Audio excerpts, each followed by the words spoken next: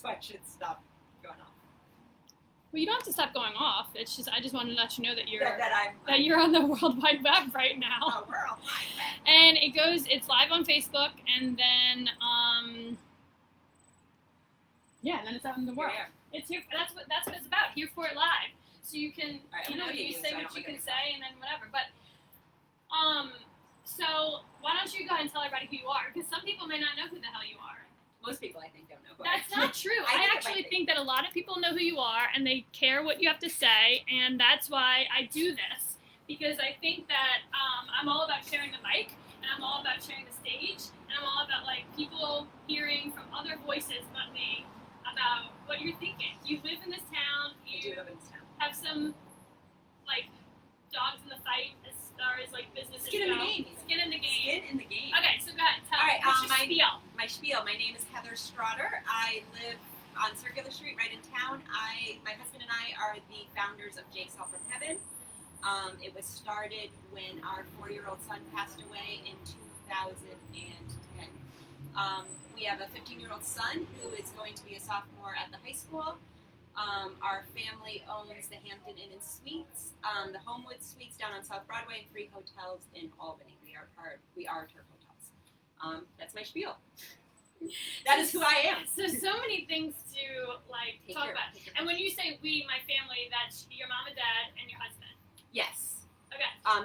Who also live in Saratoga. Yes, my parents live exactly 1 block behind us. So their balcony on 38 High Rock looks directly into my backyard. That is a true story. Oh my gosh, it's like the most exciting neighbor ever. It's pretty fun. Actually, it's kind of cute. Like when Ethan was younger, he wanted to talk about having a zip line that would go from our porch to their porch. But now there's new construction, and pretty soon that I was like, your zip line's not going to work out. I feel like if anybody could figure that out, though, it would be you. I was like, Okay, so can you tell me your mom is not from here? My mother is from Argentina.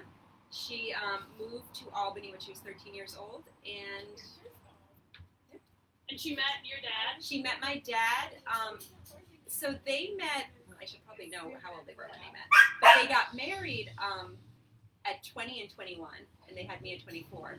And they met in Albany. I think my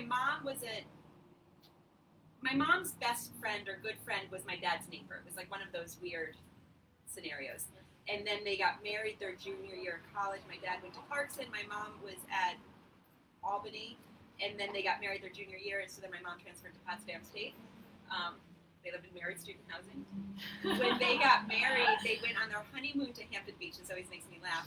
And my dad was 20, and at that point, the drinking age was 19 here. But in New Hampshire, it was 21. So my mom had to buy like a 6-pack of beer at the grocery store for their honeymoon. Because he was only 20. So it's my gosh, so she's older than him? Yes. Oh my gosh. Her birthday, they're 10 months.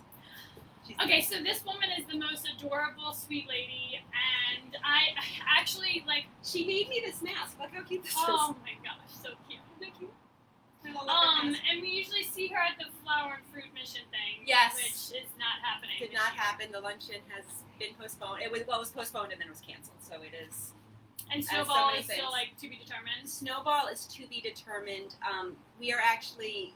The chairs are working on trying to figure out, because even if mass gatherings and even if things are lifted, there's still that idea of what are people going to be comfortable with. And are people, even if they are allowed, which we don't know if they will be, are people really going to want to get together with 250 or 300 people? Like, what will people... I'd say a hard no. Yeah, I mean, I would say that is a hard no as well. So we are looking to kind of think of different ideas, as is every other nonprofit in this area. You're trying to think outside the box, but we're thinking that maybe there could be something where you have a small group that goes to the venue, because we were going to have it this year at UPH, which was going to be super exciting, and change the venue and all the beautiful work they've done, and kind of have this great event. But maybe you have like tiers, and the first tier is an in-person event for 75 people, and maybe the second is like in-home dinner parties, and kind of do different ways to support. I think nonprofits really have to be creative and and just try it out too. I think just it's try it out. Important to just do something. Right? So this year's chairs, Flower and Fruit works where the events are sort of the same, but there are different members who are chairs. So this year's chairs are Michelle Funicello, Charlene Wood, and Heather Ward. Oh, cool. So I've been we've been sort of talking about, I'd like us to know what we're doing a little bit on the early side, get ahead of the game, because I do think... Oh, you think planning is a good idea?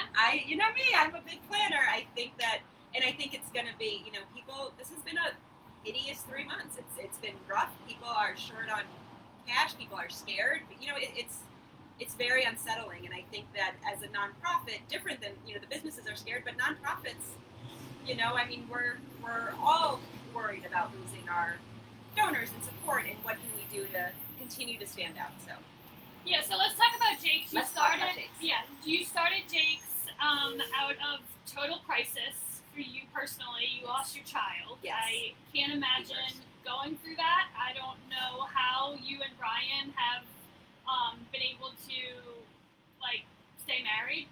I think that I'm just being honest. No, I think that when something like that happens, it challenges your relationships. It challenges your whole mental state, and it's so admirable to have seen you and Ryan take such struggle and heartache and heartbreak and make something out of it that has truly impacted our community. And I don't have a child with disabilities or a child that is in need in that sense, and so it's impacted me, so talk about that and talk about how, tell us how were you able to take that and make Jake's Help from Heaven? It's sort of, it sucks, I went from having 2 healthy boys that were 15 months apart, and it's funny, and I might have even said this last time we talked about it, because it's the truth. It's this visual that I remember. Jake was born healthy, and he was just, he was chubby. He weighed more than Ethan, and he was shorter. He was just this chubby, awesome. I could nurse him easily. He was just the easiest baby ever for the first 8 months of his life. And all he wanted was to keep up with his big brother. He crawled early, he turned early. Everything was about keeping up with Ethan. So I just couldn't wait till I could have 2 boys who walked. And I just had this vision, of walking down the street, walking on the beach, doing all these things with my boys on each hand. That was just what I thought my life was going to be.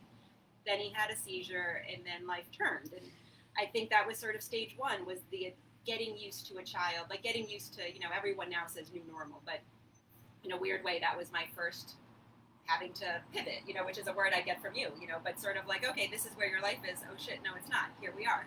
So I had a kid who had a seizure, was in the hospital for 117 days in Boston. Our life was completely turned around. When we came back home, he had, he couldn't even hold his head up. He had lost all his milestones. We had therapists in the house all the time. And at the same time had a 2-year-old who we're trying to take care of. So that was sort of the first part. But then you get used to that life, and it's a great life. What can you do?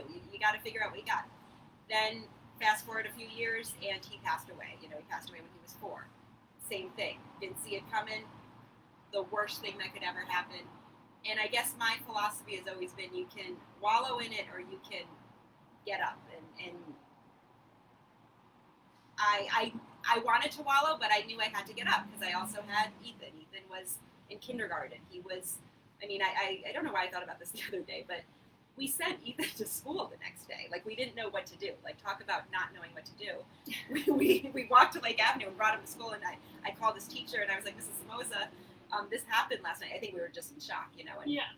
It's crazy, but you figure it out. But it was in those dark days that I was like, I'm either going to wallow in this, or I'm going to take everything I learned, because I learned a tremendous amount by having a sick kid, and I'm going to figure out how to help others. And that's what we did. We dug deep, and we did.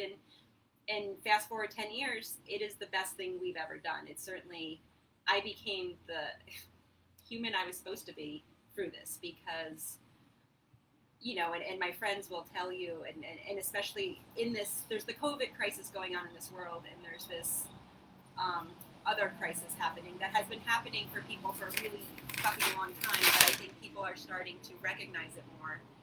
And I have realized that I'm sort of evolving again, because my tolerance for people and for ignorance is so, I used to be really protective, because I had a special needs kid, and that, the mama bear would come out.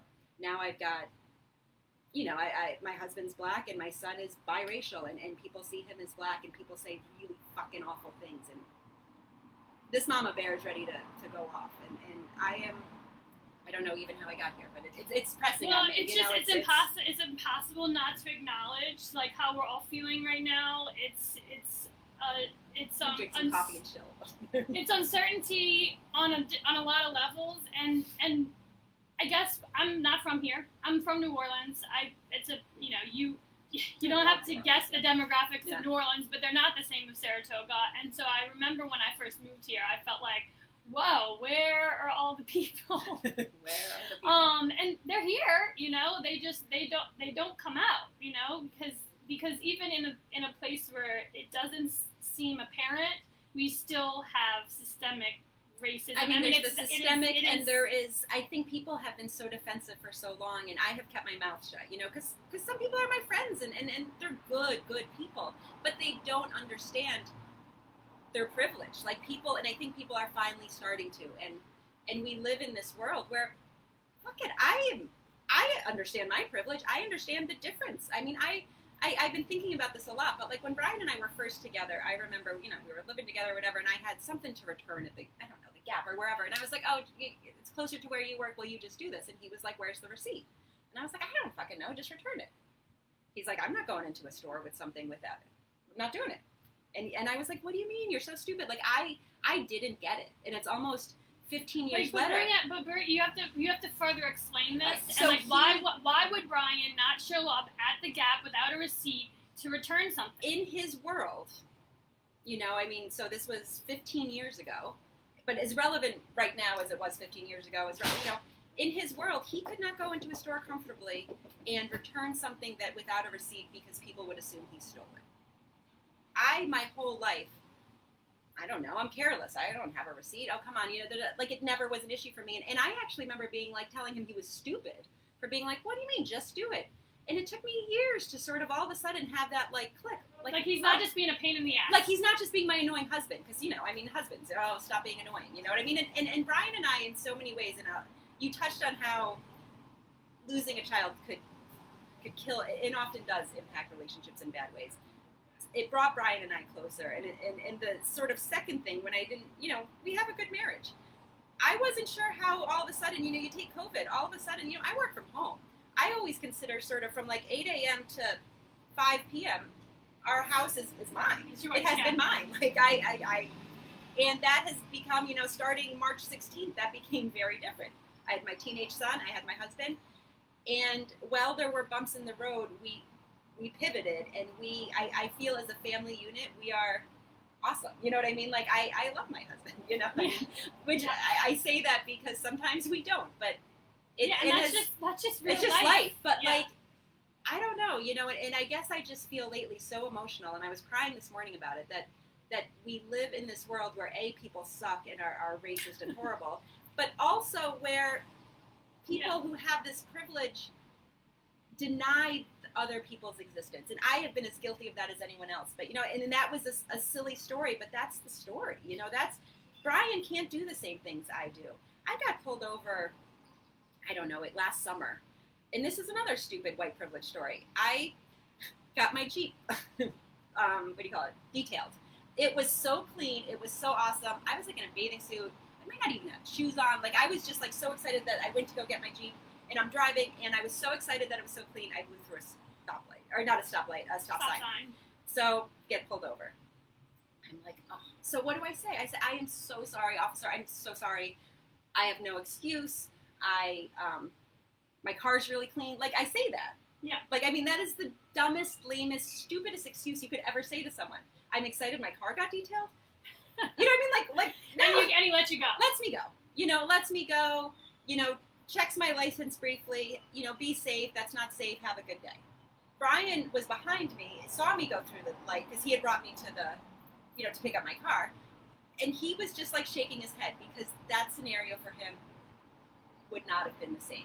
I'm not saying it's the tragedy of Mr. Floyd's murder, but I'm saying it would not have been So just to bring it back, because I think when a lot of times we talk about privilege and we're just talking about race, but I kind of want to bring it back to, it's in general, it's privilege in general, yes, right? I think we live in Saratoga. You in your circumstance that you're in, right? You are a business owner.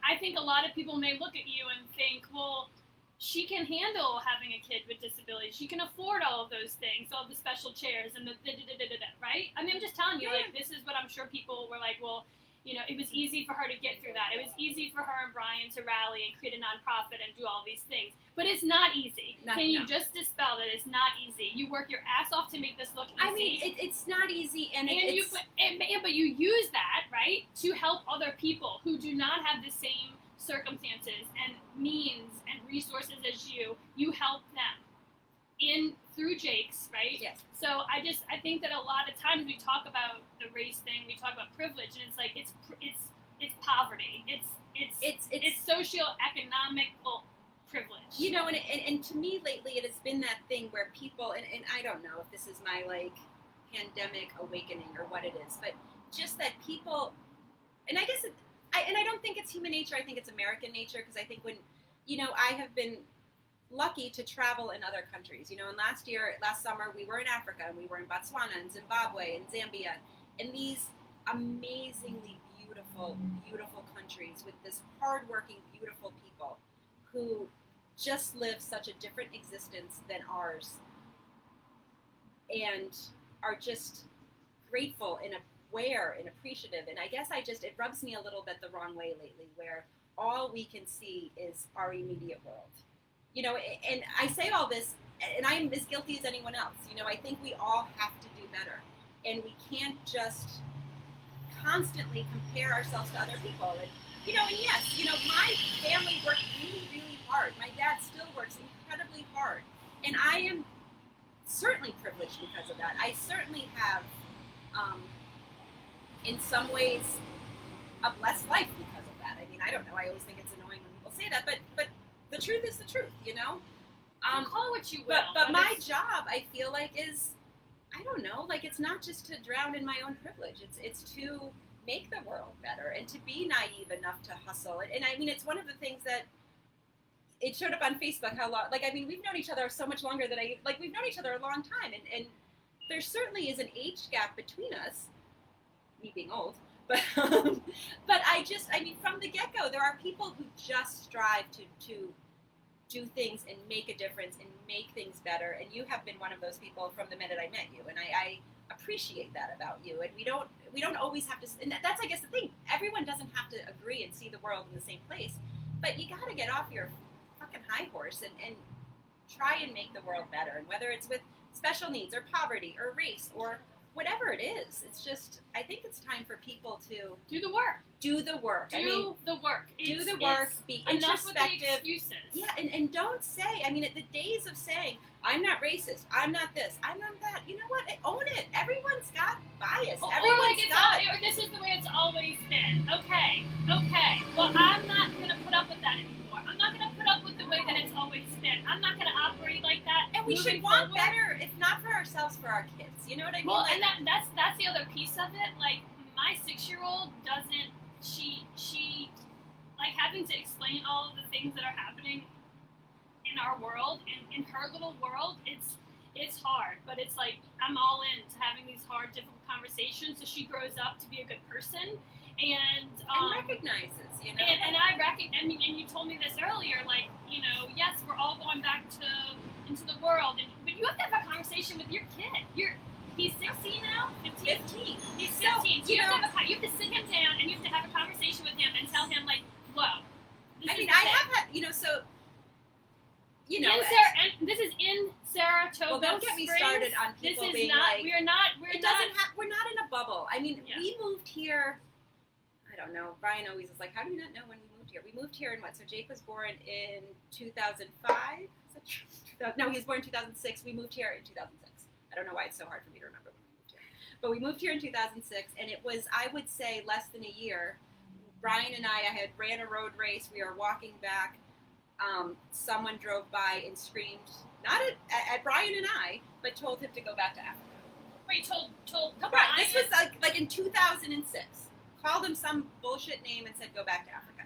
That was... This is just like somebody out of a vehicle? On over by DeAndrea's. I can picture it like it was fucking yesterday.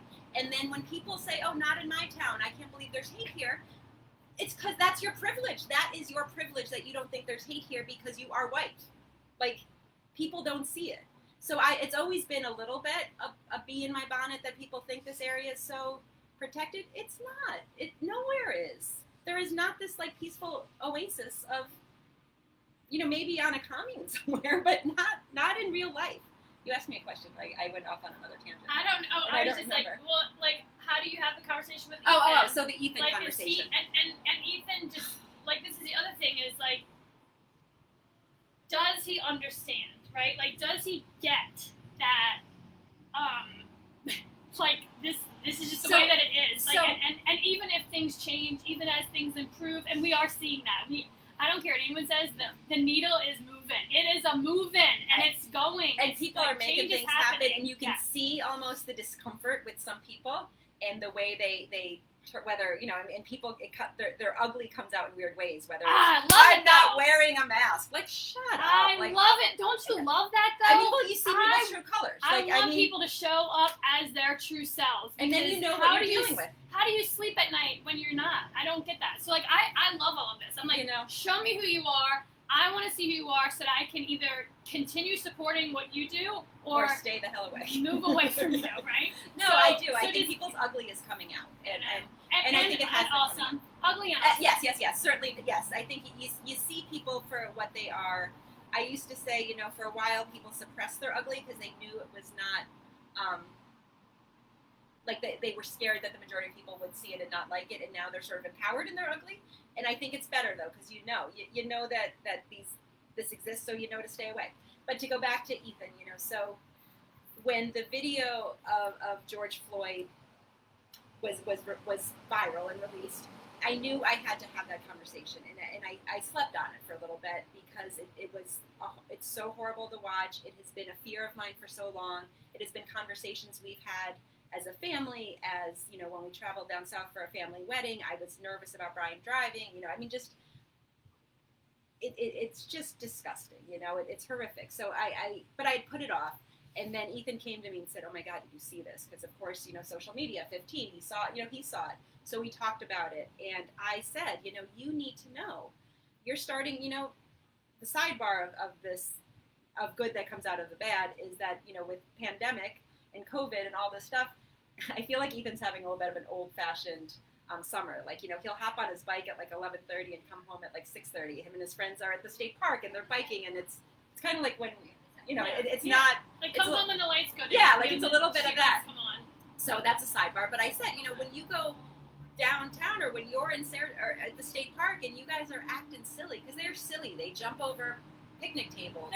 They're kids. They're boys. They're like throwing things in the stream. They're doing whatever it is they're doing. I said, but you can't always do what everyone else does, because you are going to be singled out. The rules are not the same for everyone, so don't think they are. Like, we have had that conversation, and then lo and behold, he had an incident where he's out biking. He got lost. He's wandering around. He's like, Mom, on the side of the state park, there's a spot where it's like private property, and it's weird because isn't the state park private property? And I said, you got to be careful. If it's private property, you got to stay away from it. And he was like, I know. Well, it turns out the person that lived there called him a really horrible, horrible racial word. My son, I'm ready to burn the house down. I don't even know what the house is, but we cannot pretend it doesn't exist. We cannot be naive enough. We cannot drown in our privilege to think it doesn't happen.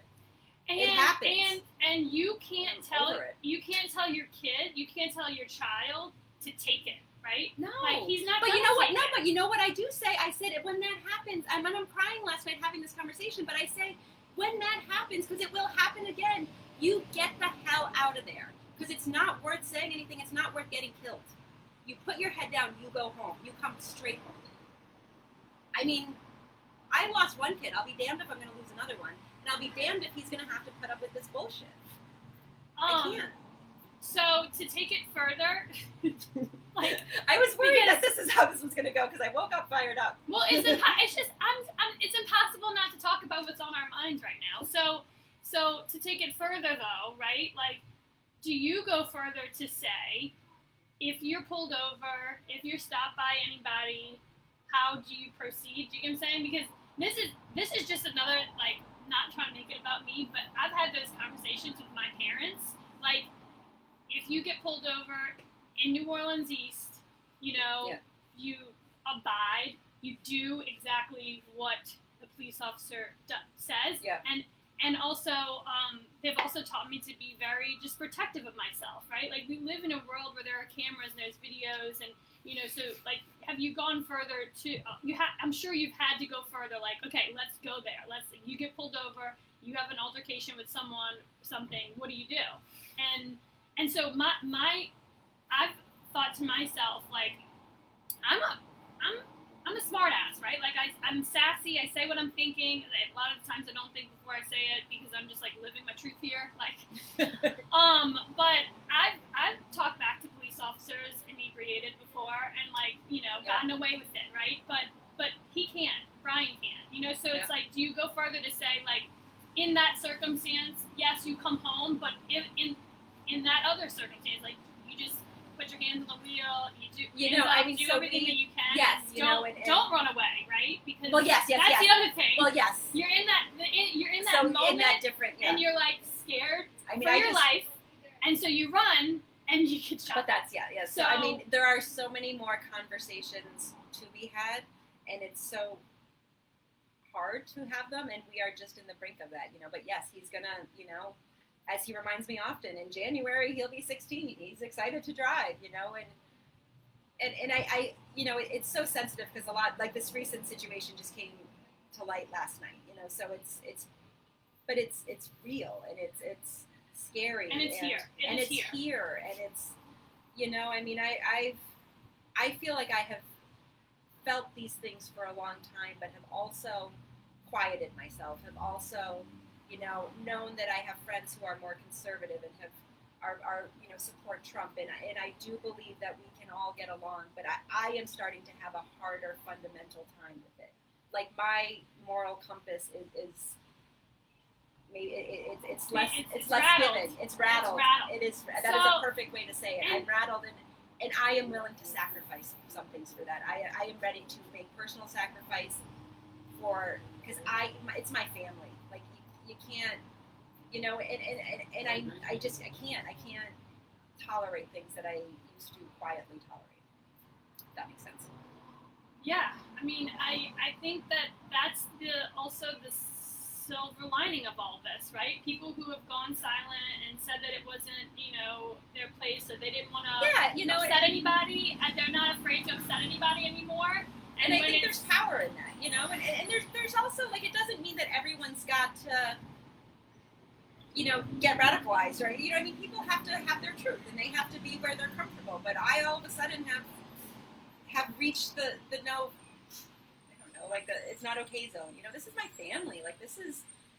Oh, that's what I wanted to ask. Just like, when I go back to, like, when you fell in love with Brian and when there was sparks flying in chemistry, like, are those thoughts that you had? Like, well, what will life look like when we have children? Or where will we live? Or at the time, you didn't think about it? No, because I had always, not exclusively, but for the most part, I have always just sort of, that's who I find attractive.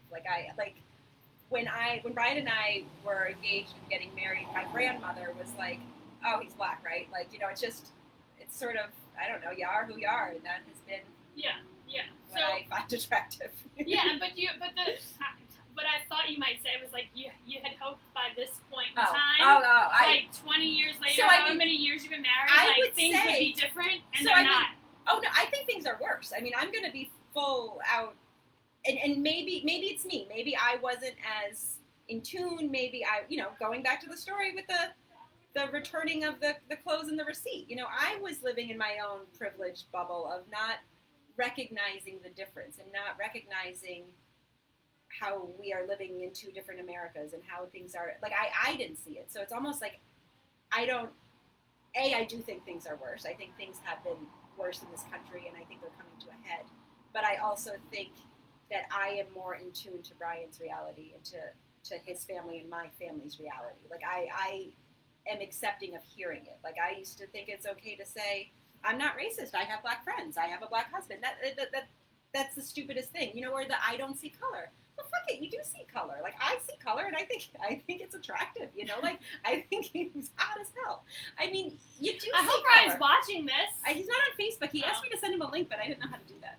Well, we'll have to share. Well, it if I'm tonight. like, I mean, do you see who's on? Because if I'm on, then it means he's So- watching. Oh no, it doesn't say who's watching. I don't know. I don't usually pay attention to who's paying attention, but I do like the comments. So look, Sarah, Carrie Philo, do you know her? Yeah, Carrie Cushing. I She said love you're Carrie. sibling amazing, Heather Carrie from Straughter. Franklin Community. Awesome. I just joined their board. I'm really excited. Oh, see this. So this is clearly one of the things that has come out of COVID, or of No, George so- Floyd, or what? No, what so- behooved you to join? Well, Franklin so Community Carrie and I Center? have known each other a long time, and I have always sort of, when I was, before Jake's and early on in Jake's, like I was involved in a ton of, like I was on the hospital committee for a while, I was on Saratoga Bridges White Part, like I was a lot. And then I really had to take it back. And then I had been talking to Carrie for years about wanting to do something different and to have something that wasn't Jake's, like to have something that wasn't so personal, but just to be a good board member for something that wasn't my baby. So we talked about it, and a few years ago it wasn't quite the right time, and then we kind of met again, and she had some openings, and I felt like it was the right time for me. Like I've balanced things a little bit better. Ethan is older. Like it's a good time for me to focus on something different, and I think the work that Franklin does is incredible. I think that they have stayed true to a really grassroots way, but they have also grown, and what they provide for this community is huge. And Essential. It's essential, and it's, and I think the more people who think about it, like it's easy to help them. Like when you're at the grocery store and it's 10 for $10, Chef Boyardee or whatever, just buy shit and put it in the thing. Like it's such an easy way to help our neighbors and to help everyone. They accept everything, clothes too. Yeah, right? you have to do that by appointment stuff, but like you can, you know what I mean? And they post, follow them on Facebook, because it'll be like, we're short on mac and cheese this week, or we're short on jelly, or we need shampoo and conditioner. And then when you go to the store, buy stuff. Yeah. Whether you an buy extra $3 dollar. or $30 or, just buy stuff. Yeah, Like yeah. help your neighbor. Okay, Sarah Wojcik, she used to work for us at Paint and Sip, and she said, wow, that example of your husband not having a receipt to return an item, that just made me cry. Something simple like that I wouldn't think twice about doing. Your husband has to take it in consideration because of the color of skin. I know. It sucks. And you guys, Brian's like the nicest man in the world. He's a much and nicer person than I am. Hardworking dude. He's like, he's, I mean, it would be a huge disservice for him to be in a predicament that he, you know what I'm But saying? he Like, is. Like, do you know what I mean? Like, that's where, like, he does get, like, he got pulled over and was treated so different than I am. Like, and treated different than my dad. And treated, like, it's, I mean, that's his reality. And I guess, it sucks. I mean, yeah, he's a much nicer person than I am. Like, let's be real. He is, Yeah, actually. I mean, come I'll on. go ahead and tell you. I mean, You can be. he is a kind, like, want to help the He's world. very. human. He's I'm kind of a bitch. He's kind of a bitch. He's kind. He's right? kind. And he's thoughtful, and I think that. But that's he sees anything happen to anybody, and he's the first person to go help them. Like he's a good human. Yes, he's a good one. Yeah. All right, what else? Anne Marie. That's I do. Tanya's Yeah, I mom. love her. And Nancy Miles and Erin, all of your buddies. Oh, I love a fired up Heather. It's funny. and I think that this is. I mean, maybe you have talked about this before, but I've never heard you really acknowledge Because I think I've been problems quiet for that a you long deal time. with on a regular basis. I've been quiet, and I feel like I have a voice. And I also think that it's really important for white women to be the ones that speak up about it, because we do get away with a lot. I mean, I take advantage of being like the damsel in distress, especially when I'm pregnant and I needed to I'm like, I can't lift that box, please help me, woe is me, and people, do it. So it's like that's a form of privilege too.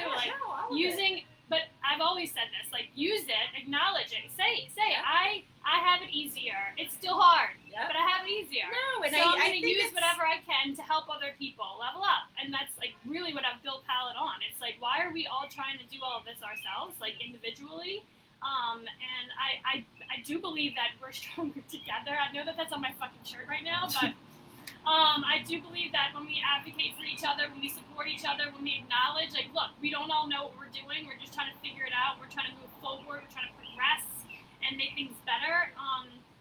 I may not be a fourth generation Saratogian, But I live in this town. I love this city, and when I hear stories like that happen in our city to people that I care about, it kills me because I have 3 little girls that I intend on raising in this community, and I don't want them to have this conversation. I want them to be able to focus on what their best use of time is, like building a business or creating a vaccine. I don't know, whatever they want to do. They should be able to do that and not have to worry about any of this stuff, right? So,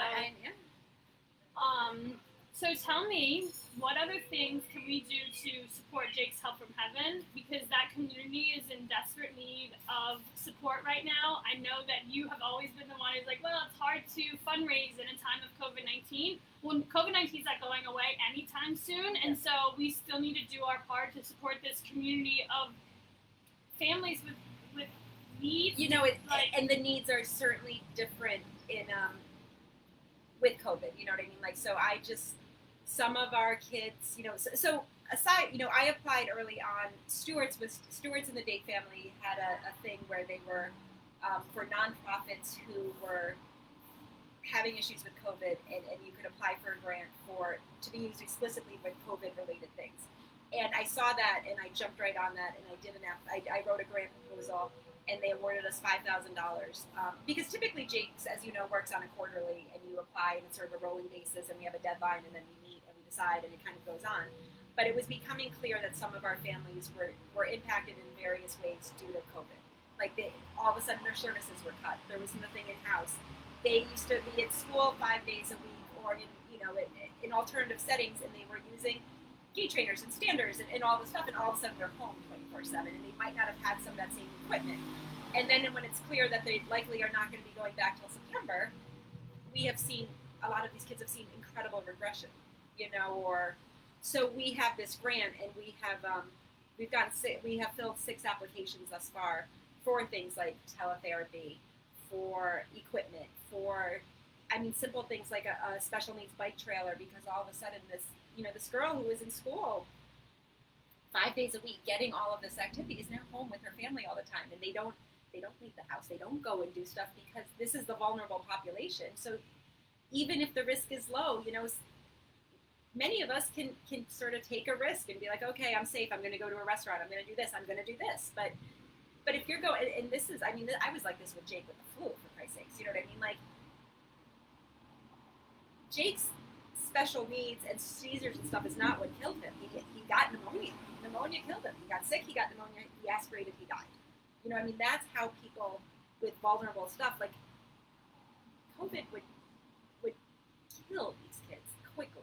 You know, so the families have to hunker down. So that has been my focus, is figuring out how to get them immediate help. So our board we have a small group that, as these grants come in, I wrote a special grant, they fill it out. It's a lot easier than, in our process is typically easy, but this is like a 1-page, fill it out, how is it COVID related, what can we do? We meet, like it comes to me, I email it to the committee, we hash it out, we send it back. And that is one way that we have been able to sort of jump in and help. I do have to say that, you know, so many people are in an economic crisis, and our town has suffered.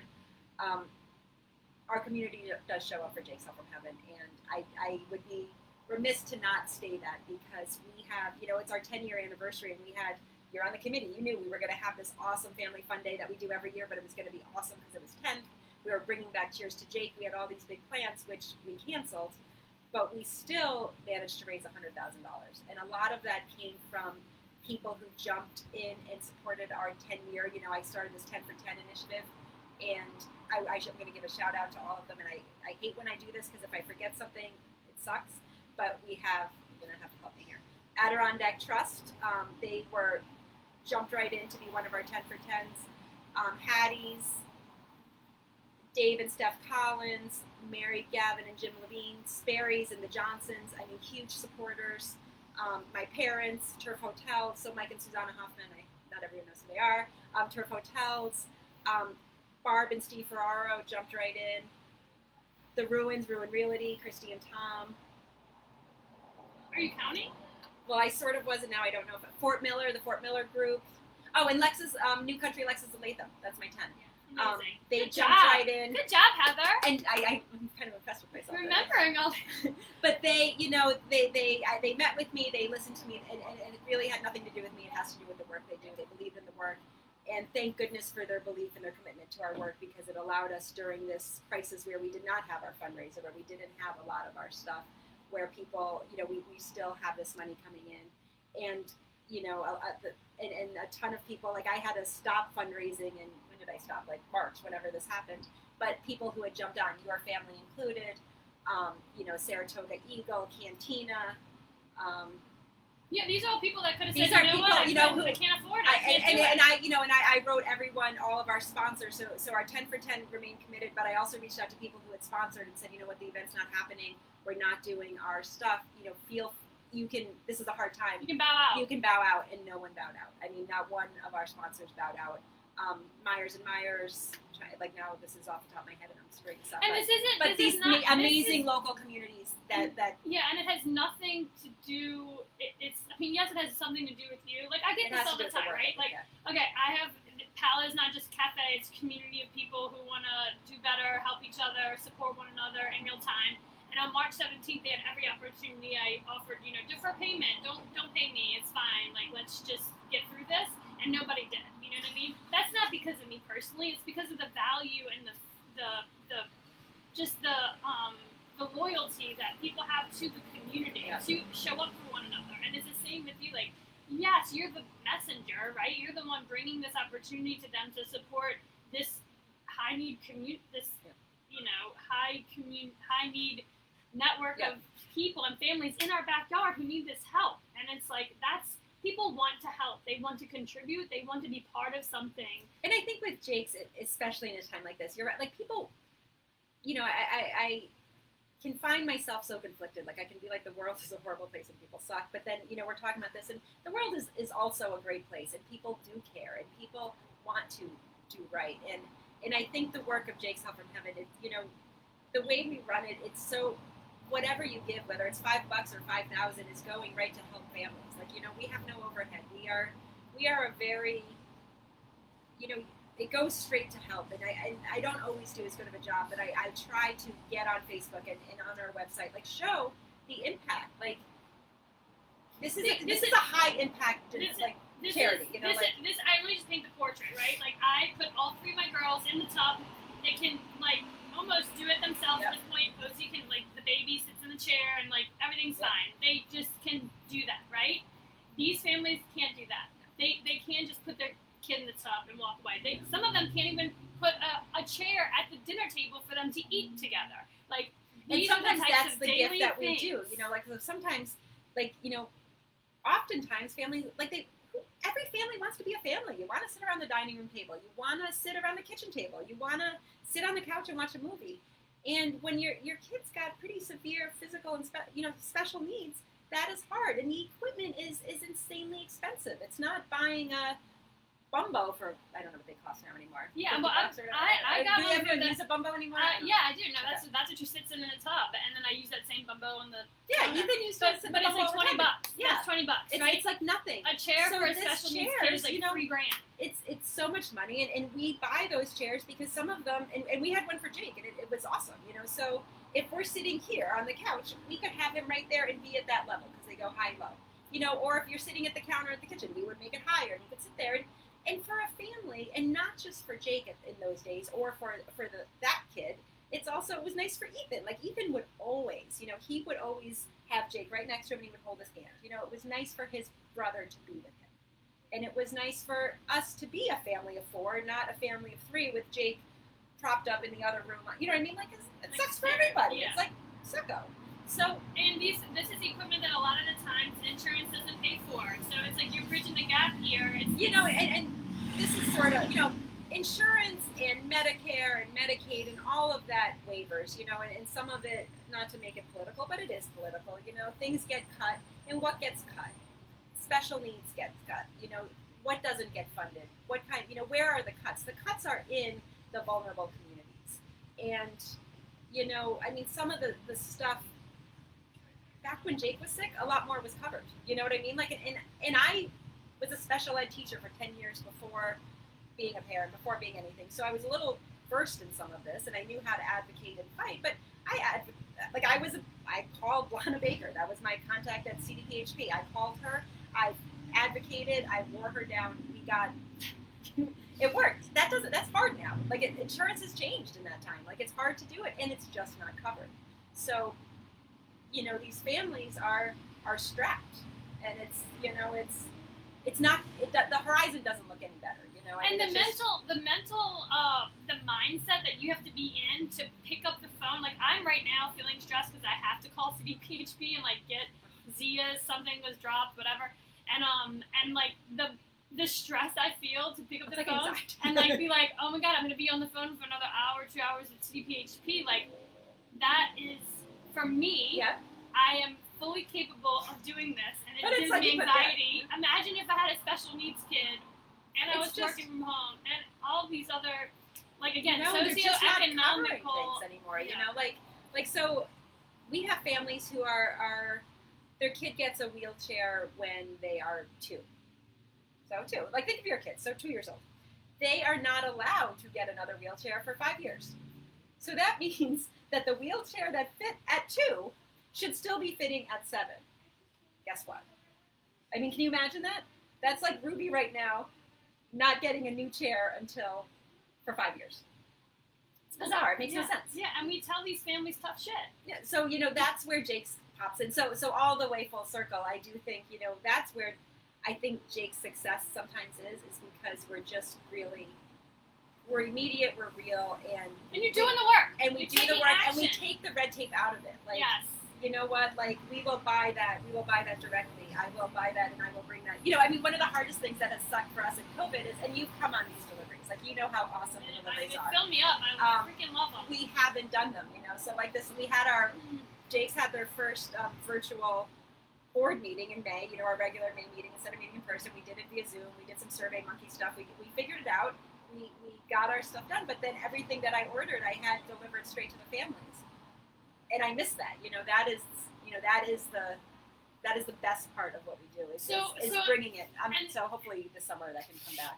And in normal circumstances, you put all the equipment together. Yes. And so you deliver Brian and Ethan put it all together. Brian and Ethan. Yeah, don't take the credit. I can't take all the credit. Can't take the credit. You gotta give the credit where it's due. But it is put together and it's delivered like ready to go. Yeah. It's so much fun. The drop offs are so much fun. So fun. Like, and just eye opening. Like I walk around in my own personal little bubble, like everything's awesome. And then sometimes I'm not. Sometimes I'm like, this is really crappy. But shit can always be worse. And if you're feeling like hopeless or you're feeling like down and out on yourself, you go find somebody who needs your help, and you help them, and you do whatever you can to do it. So I love you. I love you. It's always such an interesting conversation. I know, we never. This is literally. These are the types of things that you and I always shoot the shit about. We're just recording it now. Yeah, now we're digitizing it. And okay, well, thank everyone for tuning in. I love all these people. And thank you for being here. If you want to learn more about Jake's Help from Heaven, you can go on our Palette website. We have a listing there. Find Heather. What's the website? Is it jakeshelpfromheaven.org. And we have a Facebook page. And Instagram too, but I know. Look at you. I know. All right, guys. Thanks so much for being here. Happy Friday, and we'll see you soon. Adios. Bye.